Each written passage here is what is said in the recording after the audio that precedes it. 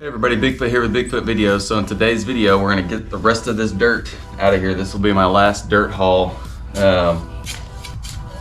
for this stage of the build until I get to the next room. So I'm hoping it'll be 25 buckets or less. We'll see.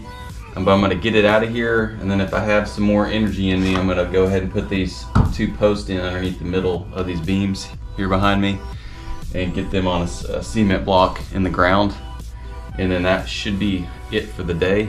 If not, you'll see more. But if you have any questions, drop them in the comment section. Make sure to like, share, and subscribe. And then as soon as the video's over, go check out some of the other content. Here we go.